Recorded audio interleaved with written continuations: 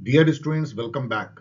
अब जबकि एग्जाम की डेट भी आ गई है, 25 मार्च को है, लेकिन अभी बहुत बहुत टाइम है। जैसे कहते हैं ना, पॉलिटिक्स में एक वीक काफी होता है, तो यहाँ तो 2 वीक से भी ज्यादा है। तो चलिए हम लोग आगे बढ़ते हैं। Theme wise past year paper मैं उसको कंप्लीट करूंगा बिफोर 25 डेफिनेटली।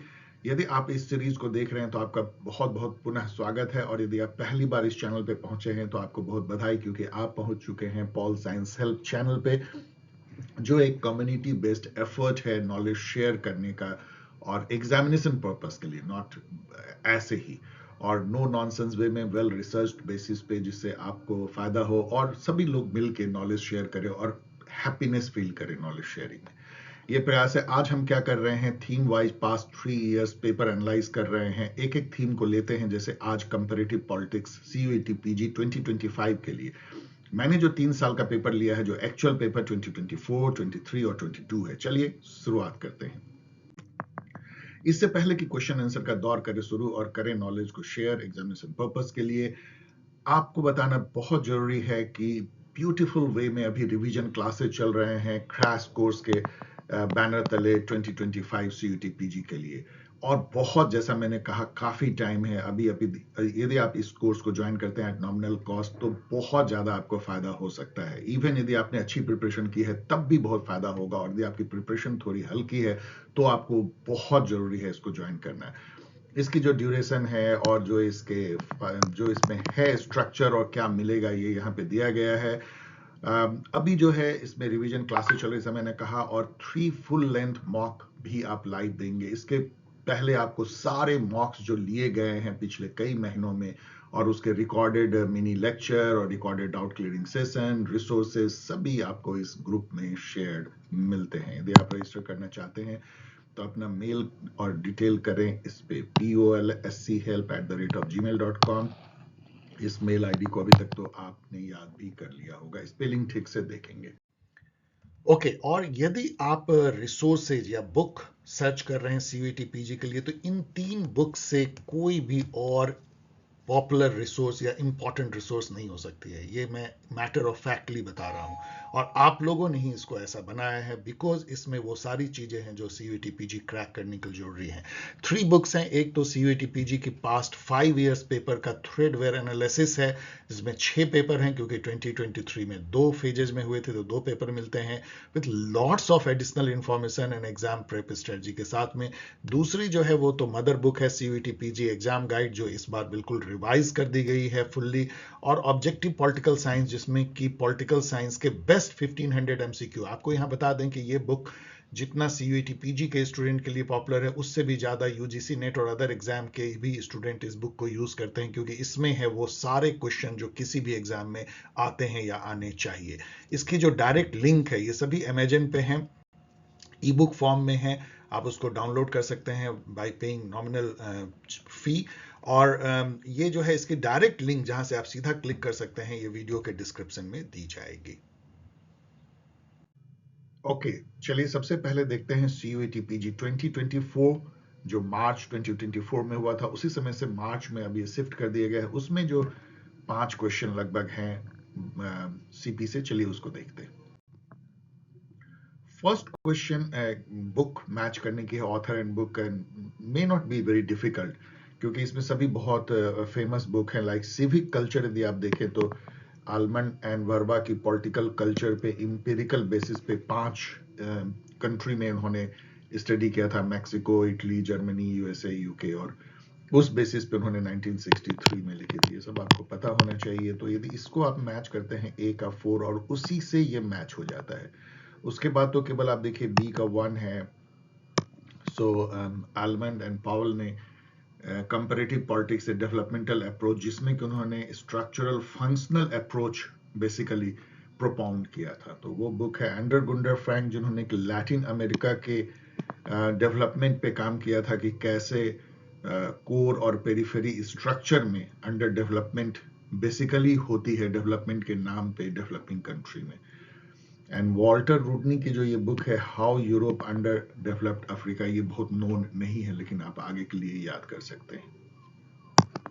सो ये मीडियम लेवल क्वेश्चन या इजी लेवल क्वेश्चन है। नेक्स्ट आप देखें तो पॉलिटिकल कल्चर पे क्वेश्चन है जो कि जिसको कहते हैं ब्रेड एंड बटर क्वेश्चन, हर जगह पूछा जाता है कि आल्बन ने जो है, गैब्रियल आल्बन ने और सिडनी बर्बर ने जो उन्होंने 3 टाइप का आइडियल टाइप या प्योर टाइप पॉलिटिकल कल्चर कहा, वो कौन कौन है? तो उन्होंने कहा था parochial political culture, participant and subject political culture. उन्होंने कुछ इस टाइप की बात तो कही नहीं थी ऑब्जेक्टिव, तो ये गलत हो जाता है। इसके अलावा उनकी जो 3 ओरिएंटेशन है जिसके बेसिस पे हम इन 3 आइडियल टाइप को गढ़ते हैं कि कैसे पीपल ओरिएंटेड है पॉलिटिकल सिस्टम की तरफ, वो है कॉग्निटिव, मतलब आपको अवेयरनेस है या नहीं है, अफेक्टिव आपको एसोसिएशन है या नहीं है, एंड इवेल्युएटिव मतलब आप में ये कैपेबिलिटी है कि नहीं कि आप जज कर सके कि पॉलिटिकल सिस्टम अच्छा है बुरा है। 3 types. Who among the following linked political development with administrative development? ये क्वेश्चन आपको बम्प कर सकता है, डिफिकल्ट है, लेकिन आप गेस कर सकते हैं। एडमिनिस्ट्रेटिव डेवलपमेंट तो मैक्स वेबर से अधिक किसकी तरफ आपका जा सकता है इन सब में, जिन्होंने ब्यूरोक्रेसी पर लिखा है? लूसियन पाई ने जो है पॉलिटिकल डेवलपमेंट को पॉलिटिकल कल्चर से एसोसिएट किया। डेविड ईस्टन सिस्टम थ्योरी के जनक हैं। जेम्स कोलेमन में और मैक्स वेबर में आप कंफ्यूज कर सकते हैं, लेकिन max weber is better answer और यही सही है। यहां पे थोड़ा पढ़ भी लीजिएगा। Which of the following is not a type of party system according to Sartori? Satori ने एक बहुत फेमस बुक लिखी थी जो लैंडमार्क है, party and party system, A framework for analysis 1976 में। उन्होंने उस बुक में 6 टाइप की आइडियल पार्टी सिस्टम बताया था। आइडियल पार्टी सिस्टम, अगेन ऐसा होता नहीं है, लेकिन हाँ मतलब थ्योरेटिकली देखे तो वो 6 हैं। फर्स्ट है वन पार्टी सिस्टम, जिसमें कि कॉन्स्टिट्यूशनली या बाय रूल जो है एक ही पार्टी हो सकती है, लाइक कम्युनिस्ट स्टेट में। देन दूसरा है हेजेमोनिक पार्टी सिस्टम, जिसमें कि कई पार्टियां तो होती है वैसे एज पर कॉन्स्टिट्यूशन, लेकिन एक ही पार्टी का हेजेमनी होता है। जैसे इंडिया में कुछ समय के लिए कांग्रेस सिस्टम था, मतलब कांग्रेस की हेजेमनी थी, और ऐसे ही जापान में आप देखेंगे लिबरल डेमोक्रेटिक पार्टी की है। तो उस टाइप की हेजेमनी जो है, अभी कुछ लोग कह सकते हैं बीजेपी की है, लेकिन उसको आने में भी टाइम है। मतलब अभी हम नहीं कह सकते कि एक पार्टी का हेजेमनी है। तो वो हेजेमनिक पार्टी सिस्टम भी उन्होंने बताया था। फिर 2 पार्टी सिस्टम, जैसे यूएस में है बिल्कुल 2 पार्टी सिस्टम, और फिर 2.5 पार्टी सिस्टम जैसे यूके में दिखता है, जहां पे कि कंजर्वेटिव है और लिबरल, कंजर्वेटिव एंड लेबर जो है 2 पार्टी मेन पार्टी है, और लिबरल डेमोक्रेटिक पार्टी जो है वो थर्ड या हाफ पार्टी दिखती है। And then multi party system, जैसे कि इटली में है, स्विट्जरलैंड में है, जर्मनी में है, कई कंट्री में है, इवन इंडिया में भी। वहां पे मॉडरेट प्लुरलिज्म और पोलराइज प्लुरलिज्म, 2 सब पार्ट उन्होंने किया था। मॉडरेट प्लुरलिज्म जहां पे कि आइडियोलॉजिकल स्केल पे पार्टी जो है वो बहुत दूर दूर नहीं रहती है, तो कोलिशन गवर्नमेंट बनाना आसान है। पोलराइज प्लुरलिज्म जहां के काफी सेपरेशन है आइडियोलॉजिकल और बहुत डिफिकल्ट होता है कोलिशन बनाना, लाइक इटली में डिफिकल्ट होता है, और फ्रांस, जर्मनी, इन सब में आप मॉडरेट प्लुरलिज्म कह सकते हैं। Fragmented multi party system is the last category, जिसमें कि इतनी सारी पार्टियां हैं और सभी आइडियोलॉजिकली बहुत सेपरेटेड है। इटली शायद उसका एक एग्जांपल हो सकता है, जहां कोलिशन गवर्नमेंट बनना भी बहुत डिफिकल्ट होता है, गवर्नमेंट अनस्टेबल होती है। इन 6 को जरूर याद कर लीजिए। अब यहाँ पे ये कह रहे हैं कौन नहीं है इसमें से, तो सिंगल पार्टी है, मॉडरेट प्लुरलिज्म है, पोलराइज प्लुरलिज्म, बैलेंस्ड और इफेक्टिव प्लुरलिज्म ऐसा उन्होंने कुछ नहीं कहा था, इसलिए ये गलत है। ये डिफिकल्ट क्वेश्चन हो सकता है। लास्ट क्वेश्चन इसमें फेडरलिज्म पे है, जिसमें कि कह रहे हैं कि इसमें से कौन सा एग्जाम्पल है कमिंग टुगेदर फेडरलिज्म का। तो इसमें 2 टाइप के फेडरलिज्म की थ्योरेटिकली बात की जाती है। एक है कमिंग टुगेदर फेडरलिज्म, जिसमें कि पहले से कुछ स्टेट होते हैं इंडिपेंडेंट और वो आपस में आते हैं और वो फेडरलिज्म बनाते हैं। अमेरिका उसका, यूनाइटेड स्टेट ऑफ अमेरिका उसका सबसे अच्छा एग्जाम्पल है। और दूसरा जो है उसका अदर एग्जाम्पल इसका ऑस्ट्रेलिया भी है, जर्मनी, कनाडा, स्विट्जरलैंड कहा जाता है। होल्डिंग टुगेदर फेडरलिज्म वो है जहां पे कि पहले से ही एक नेशन स्टेट बहुत बड़ा सा है, लेकिन वो डिसेंट्रलाइजेशन के नाम पे, ऑटोनॉमी देने के नाम पे जो है वो अपनी फेडरेटिंग यूनिट जैसा बनाता है। वो ट्रू फेडरेशन नहीं है। जैसे इंडिया उसका सबसे अच्छा एग्जाम्पल है, बेल्जियम है, स्पेन है, रसिया है।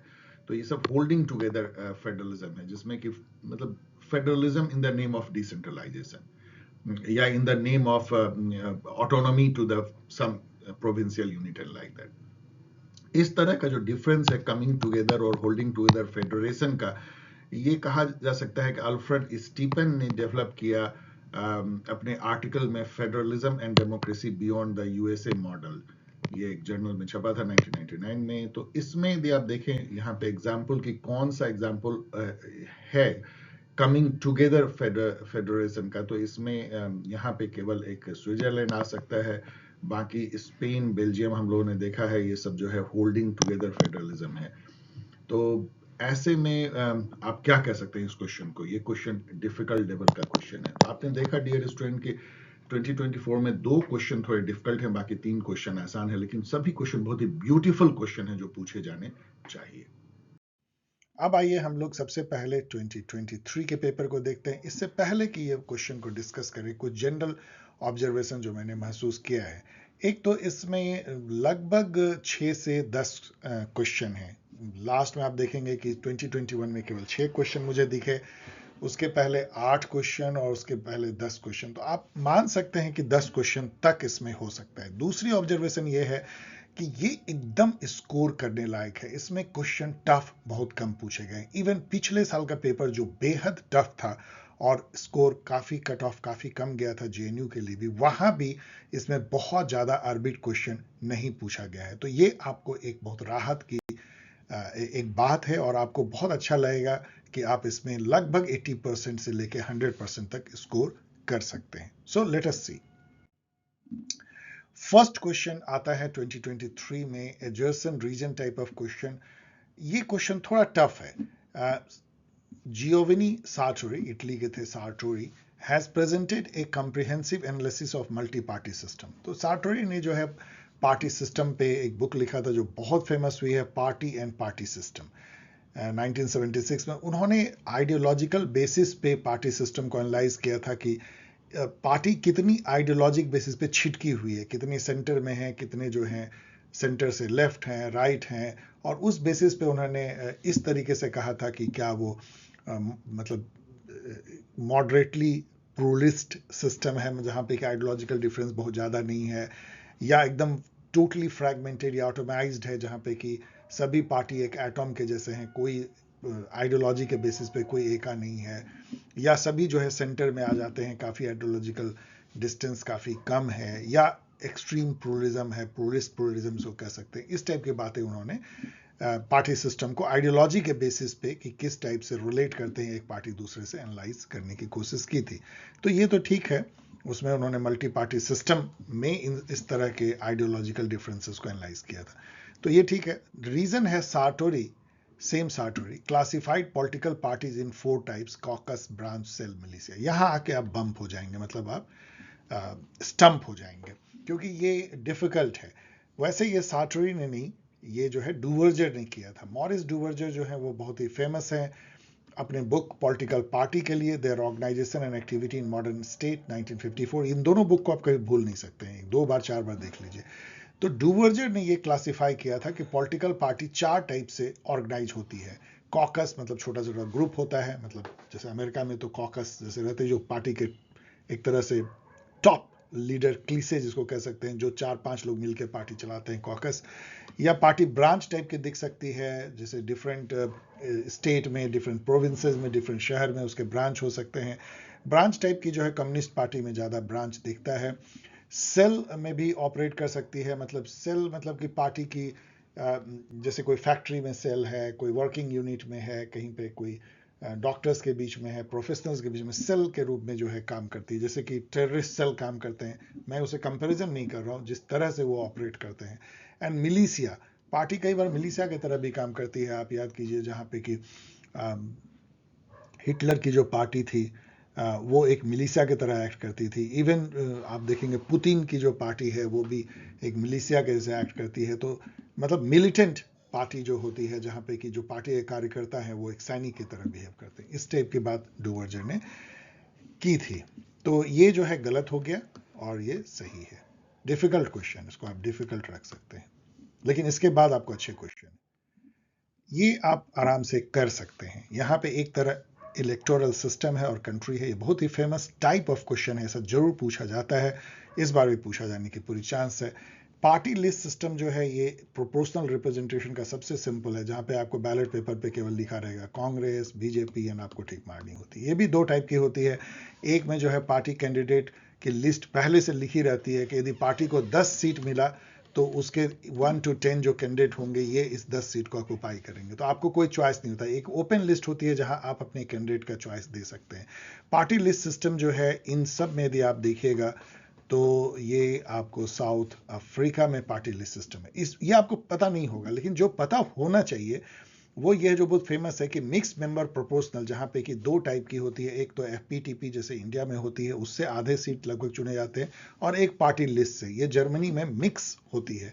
ये आपको पता होगा। यदि सी के 2 आपको पता है तो सी के 2 से ही जो है आपने आप देख सकते हैं सी के 2 से आपको कोई बहुत ज़्यादा फायदा नहीं होता, क्योंकि कई इसमें है, केवल एक ही आपको हटता है।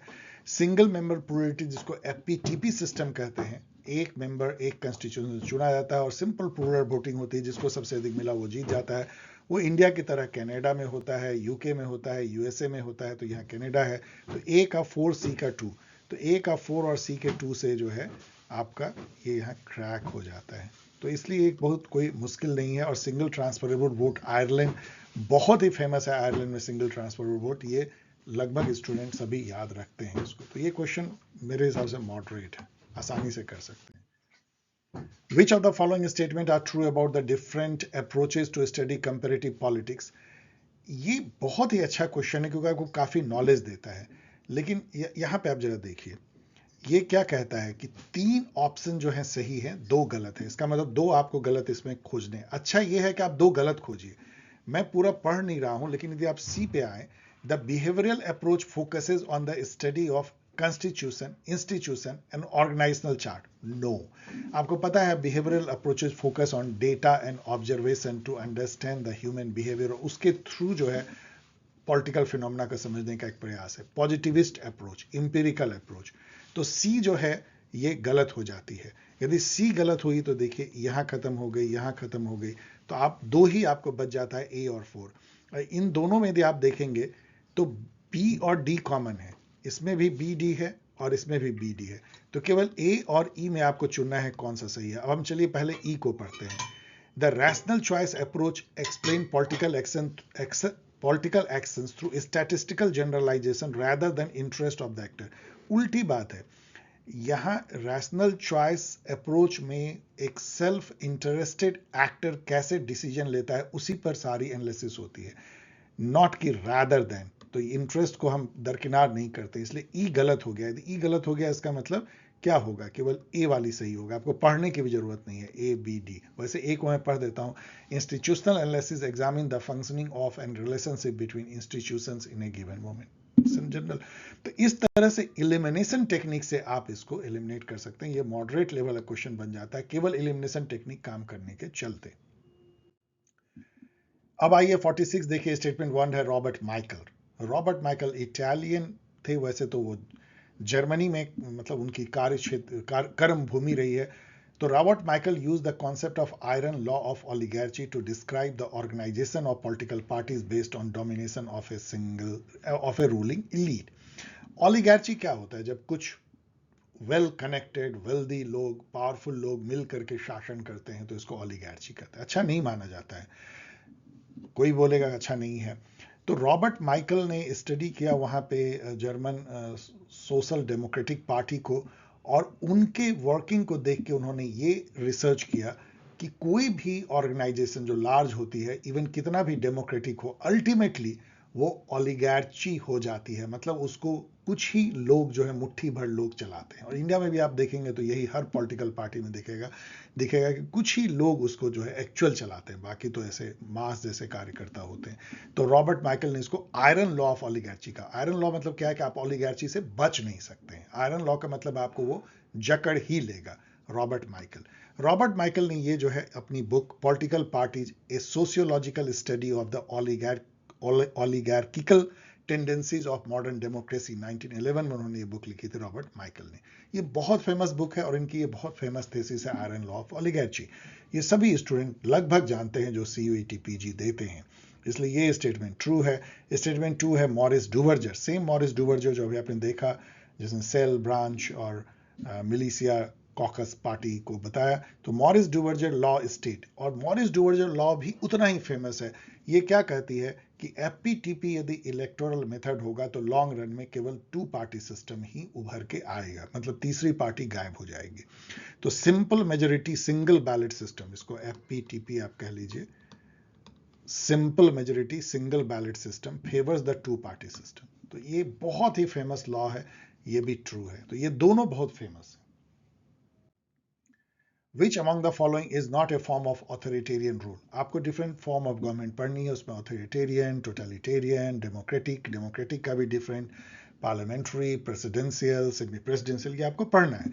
अब ऑथोरिटेरियन रूल क्या होता है? जहाँ पे कि जो रूलर होते हैं वो अकाउंटेबल नहीं रह जाते हैं पीपल से, वो एक ताकत के बल पे जो है सत्ता चलाते हैं। वहाँ सिविल लिबर्टी बहुत कम होती है, पॉलिटिकल जो एक्शंस हैं विरोधी दल ये सब लगभग खत्म हो जाते हैं, और लोग अपना एक तरह से पॉलिटिक्स से अलूफ हो जाते हैं और अपने काम धंधे में लगे रहते हैं। ये ऑथोरिटेरियन रूल है। तो एब्सोल्यूट मोनार्की, मिलिट्री रूल जिसको मिलिट्री डिक्टेटरशिप कहते हैं, थियोक्रेसी जैसे ईरान में है जहाँ पे कि, या तालिबान का शासन है, ये सब ऑथोरिटेरियन रूल है। लेकिन डायरेक्ट डेमोक्रेसी कैसे हो सकती है? वेरी वेरी इजी क्वेश्चन, इसको आप लड्डू क्वेश्चन कह सकते हो। An example of direct democracy, देखिए यहाँ डायरेक्ट डेमोक्रेसी पूछे, यहाँ डायरेक्ट डेमोक्रेसी, ये भी बहुत आसान है। जब एथेनियन टाइप है, एथेंस से बड़ा कौन एग्जाम्पल हो सकता है डायरेक्ट डेमोक्रेसी का? तो ये सब दोनों लड्डू क्वेश्चन यहाँ पे हैं। ये क्वेश्चन बहुत क्यूरियस क्वेश्चन है, पहली बार देख के आपको लगेगा बहुत टफ है। Which of the following are true about representative democracy? Actually इनको कहना चाहिए था कि which is true about the different kind of majority in the representative democracy, लेकिन इन्होंने कहा वही है लेकिन लिखा नहीं है। अब यहाँ पे देखिए, यहाँ जरा देखिए, चार सही हैं, यहाँ 3, इसका मतलब या तो एक स्टेटमेंट गलत है या 2 स्टेटमेंट गलत है, लगभग यही है। मतलब इसको यदि ये सही हुआ तो 3 स्टेटमेंट भी गलत हो सकता है। तो चलिए हम लोग इसको पढ़ते हैं एक करके।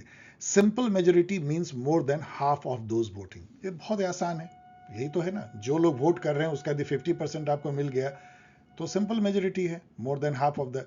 इनफैक्ट सिंपल मेजोरिटी तो इससे भी, मतलब किसी भी पार्लियामेंट में यही होता है सिंपल मेजोरिटी, कि जो लोग वोट कर रहे हैं उसका आधे से अधिक हो जाए तो सिंपल मेजोरिटी होती है।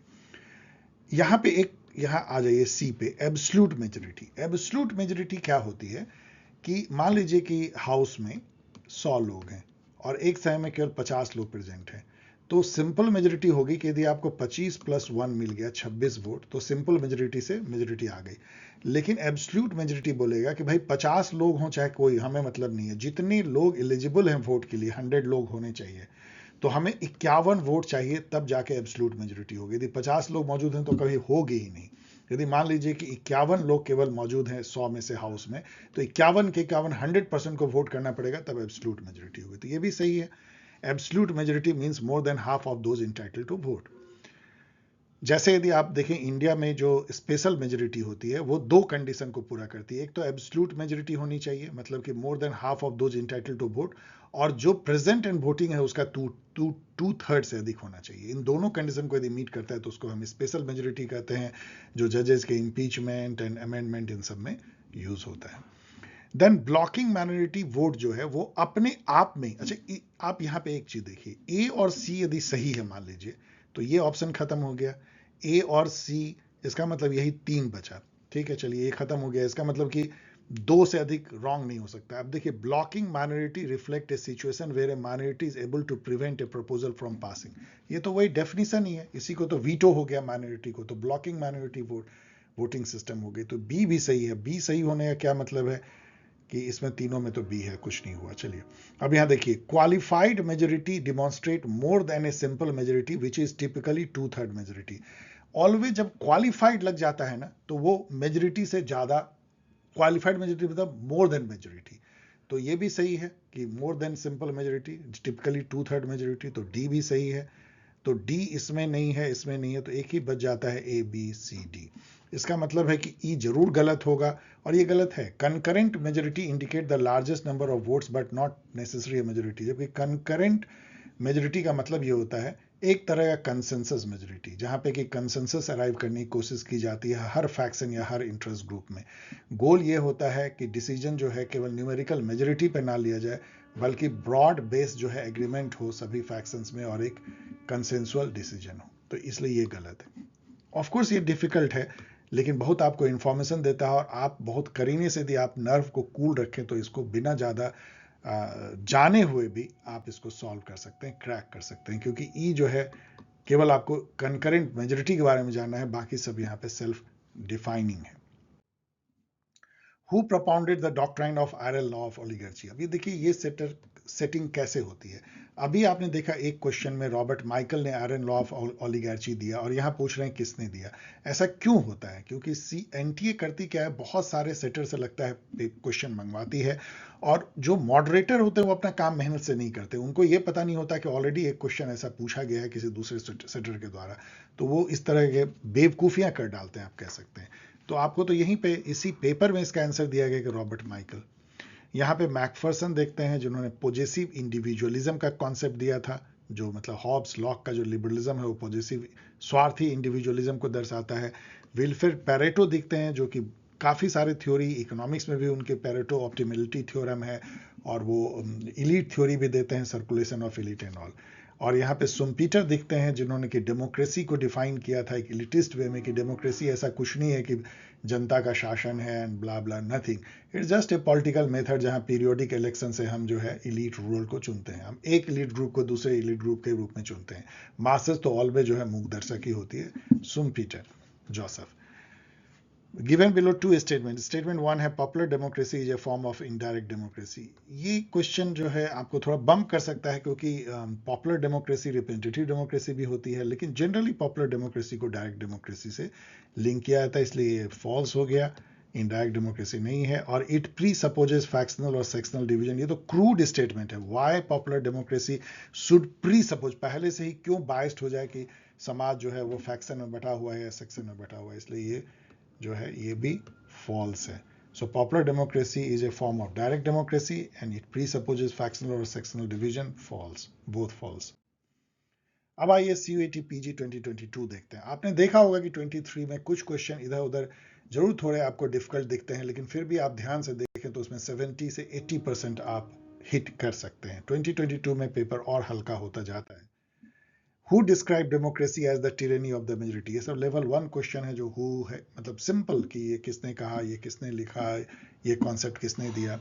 तो टिरेनी ऑफ द मेजोरिटी जो है, दो थिंकर बहुत नोन, वेल नोन ने, जो मेजोरिटेरियन डेमोक्रेसी है जहां पे कि हर चीज इस बेसिस पे डिसाइड हो जाए कि मेजोरिटी किसके तरफ है, इसको डेमोक्रेसी में, ध्यान दीजिए डियर स्टूडेंट, अच्छा नहीं माना जाता है।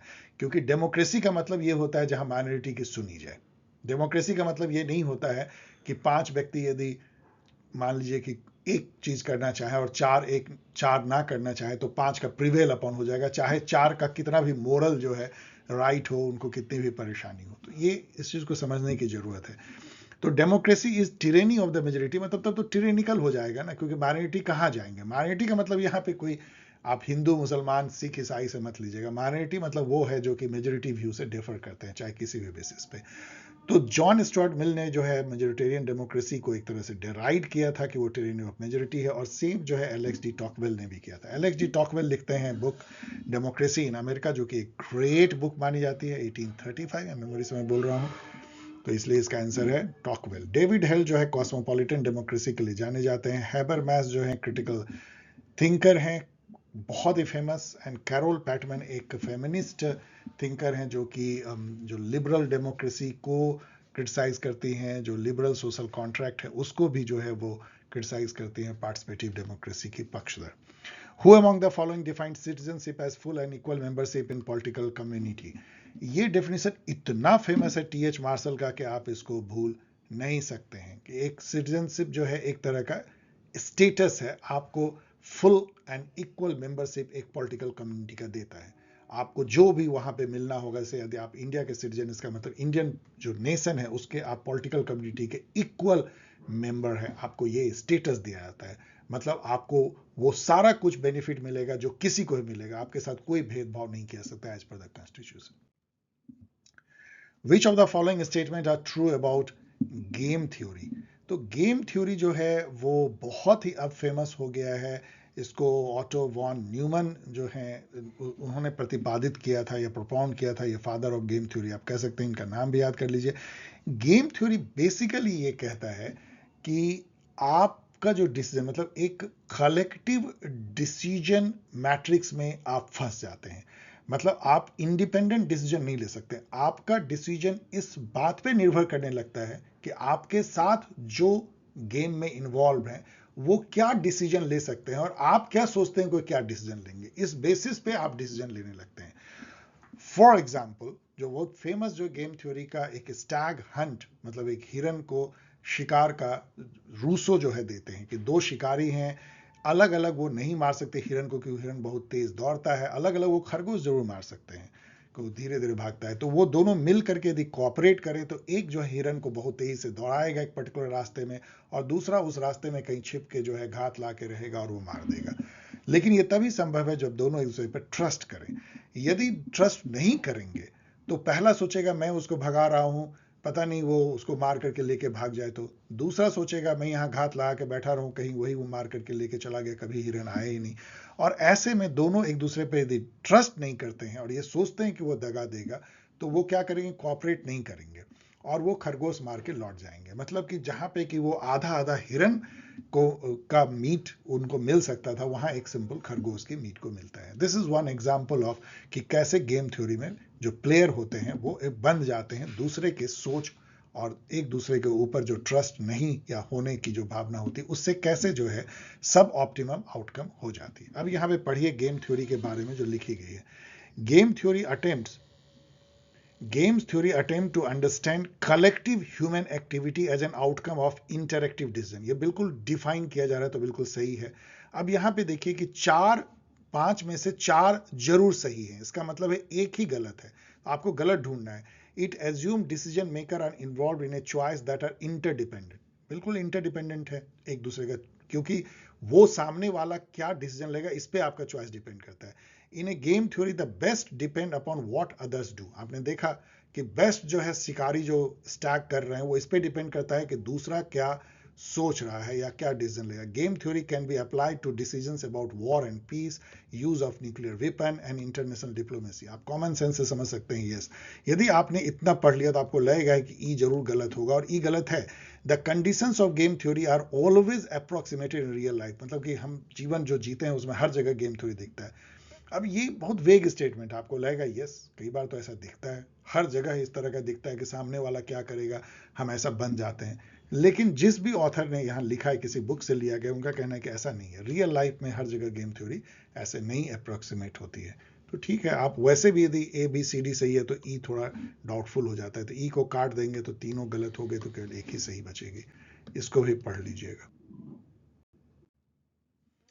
Which of the following are true about a federal system. ये क्वेश्चन आसान है क्योंकि आप यहाँ पे देखिए एक या दो गलत होंगे।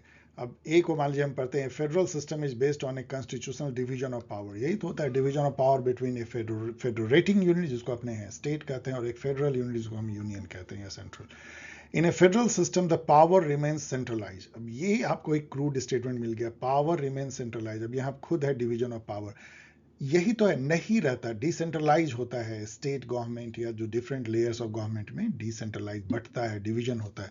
ये स्टेटमेंट बिल्कुल गलत है, बी। यदि बी गलत है तो बी बी बी, और आप देखिए आपको आंसर मिल गया। आपको आगे पढ़ने की भी जरूरत नहीं है, आप उसे पढ़ लीजिएगा और आपका आंसर हो जाएगा 2। तो कई बार जो है एलिमिनेशन टेक्निक एकदम सुपर सुपर काम करता है, जैसे इस पेपर में।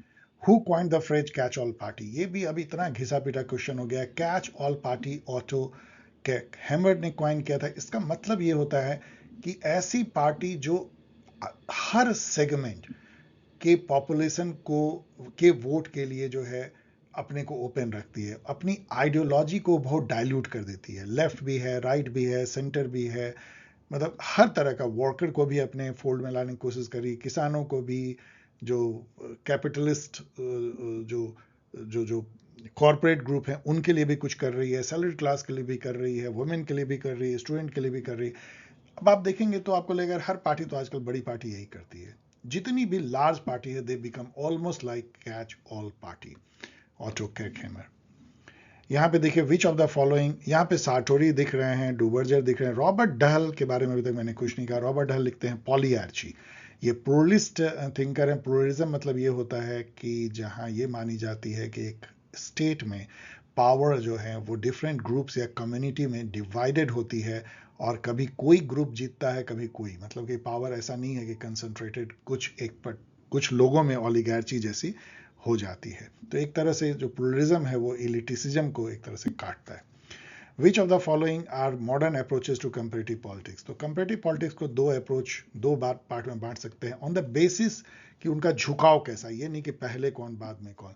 यदि नॉर्मेटिव फिलोसॉफिकल है, हिस्टोरिकल है, इंस्टीट्यूशनल है, लीगल फॉर्मल है, पैरोकियल है, यूरोसेंट्रिक है, तो उसको हम ट्रेडिशनल अप्रोच कहते हैं। और यदि ये इंपेरिकल हो गया है, बिहेवियरलिस्ट हो गया है, पॉजिटिविस्ट हो गया है, फैक्ट ऑब्जर्वेशन पे बेस्ड है, साइंटिफिक है, एनालिटिकल है, तो इसमें ये सब आ जाते हैं political culture, political system, behaviouralism, political sociology, psychology, structural functionalism, game theory, rational choice, new institutionalism, ये सब मॉडर्न अप्रोचेस कहलाते हैं।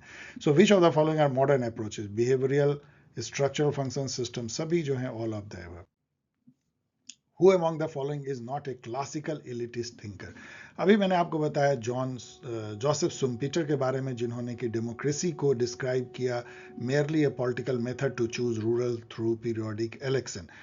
इन तीनों को जो है क्लासिकल इलिटिस्ट थिंकर कहा जाता है। मतलब इलिटिसिज्म क्या है कि अल्टीमेटली रूल जो है थोड़े मुट्ठी भर जो लोग करते हैं, जो इलीट होते हैं, जो वेल्दी हैं या कनेक्टेड हैं, जो पावरफुल हैं, उन्हीं के हाथ में सत्ता चली जाती है। Iron law of oligarchy Robert Michael का याद कीजिए। तो पैरोटिव भी इस टाइप की बात करते हैं, मोज़का भी कहते हैं, लेकिन शुम्पीटर एक अलग टाइप की बात करते हैं, जो डेमोक्रेसी में एक तरह का इलिटिसिज्म देखते हैं कि डेमोक्रेसी जो है इलीट को चुनने की मात्र एक पीरियोडिक इलेक्शन मेथड है, nothing else. Not a classical elitist thinker, लेकिन yes, elitist thinker. Which of the following statement is correct? The origin of constitutionalism is traced in the Magna Carta. Constitutionalism का मतलब ये होता है कि कोई भी कंट्री जो है एक कॉन्स्टिट्यूशन के बेसिस पे चलाया जा रहा है। मतलब कॉन्स्टिट्यूशन क्या हुआ, एक लॉ, सुप्रीम लॉ, और वो लिखी हुई या लोगों के जहन में होती है जैसे यूके में, और उससे राजा भी बंधा है और प्रजा भी। राजा मतलब जो रूलर हैं वो भी उसी लॉ से बंधे हैं, ये नहीं कि हॉब्स के सॉवरेन के ऐसा कि वो लॉ से ऊपर है। नो, उसी खूंटे, लॉ के खूंटे से जो है शासक भी बंधा है और शासित भी बंधा है। इसको कॉन्स्टिट्यूशनलिज्म कहते हैं। इसका मतलब होता है लिमिटेड स्टेट। स्टेट इसका मतलब आर्बिट्ररी पावर नहीं होल्ड करता है, वो कॉन्स्टिट्यूशन से उसके हाथ पांव बंधे होते हैं। और एक कोर्ट होती है जो कि कॉन्स्टिट्यूशनल कोर्ट होती है, वो कोई भी यदि शासक वर्ग या रूरल गवर्नमेंट यदि उस लॉ के खूंटे से बाहर की काम करता है तो उसको रोकने के लिए कोर्ट होती है। That is constitutionalism. So Magna carta जो कि 1215 में किंग जॉन वहां पे थे, और उनके अगेंस्ट में जो है एक सिटीजन ने अपना चार्टर ऑफ राइट दिया जिनको उनको मानना पड़ा। उस समय में सिटीजन देखेंगे तो वेल्दी एरिस्टोक्रेटिक ग्रुप थे, ध्यान रखिए, कोई दबे कुचले मासेस नहीं थे। लेकिन फिर भी उस घटना को जहां पे उन्होंने सिटीजन के राइट्स को माना, उसको मैग्ना कार्टा कहते हैं, सिटीजन चार्टर। उसको शुरुआत कॉन्स्टिट्यूशनलिज्म की मानी जाती है, जहां राजा बंधे हुए हैं उस रूल से। State Duma is Russia's national legislature, ये हम लोग जानते हैं। डूमा, डाइट और सभी जहाँ का बुंडेस्टैग, जो डिफरेंट जो पार्लियामेंट के जो नेम हैं यदि बहुत कैची हैं तो उसको स्टूडेंट याद कर लेते हैं। तो state Duma. Separation of power is about distributing power between centre and state. No, इसको डिवीजन ऑफ पावर कहते हैं। अभी आपने देखा फेडरलिज्म में सेपरेशन ऑफ पावर जो है वो लेजिस्लेचर, जुडिशियरी और एग्जीक्यूटिव के बीच का जो सेपरेशन है, स्टेट के 3 ऑर्गन, इसको सेपरेशन कहते हैं। और जो डिवीजन फेडरल गवर्नमेंट और स्टेट गवर्नमेंट में होती है, इसको डिवीजन कहते हैं। सो ये गलत है, सी गलत हो जाएगी। तो आप देख सकते हैं CABD, Canada has parliamentary federal polity. We all know कि यस, कनाडा जो है इंडिया की तरह जो है वो पार्लियामेंट्री है, फेडरल है। तो ABD, इजी क्वेश्चन।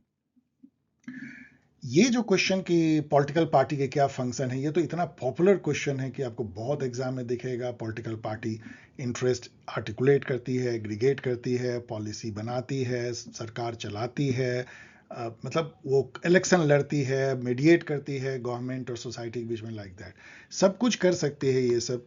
लेकिन लेजिस्लेशन थोड़ी वो कानून बनाती है। कानून बनाने का काम लेजिस्लेचर का है, किसी पॉलिटिकल पार्टी का नहीं है। ऑफ कोर्स वो लेजिस्लेचर में शामिल हो सकते हैं, लेकिन इसका मतलब ये नहीं कानून बनाने का हक किसी पार्टी को मिल जाता है। ना ही जुडिशरी का काम किसी पार्टी को मिल जाता है, ना ही एग्जीक्यूटिव का काम किसी पार्टी को मिल जाता है। ऑफ कोर्स जो पार्टी जीतती है वो उसमें उसी के मेंबर जो एग्जीक्यूटिव बनते हैं, उसी के मेंबर लेजिस्लेचर में होते हैं।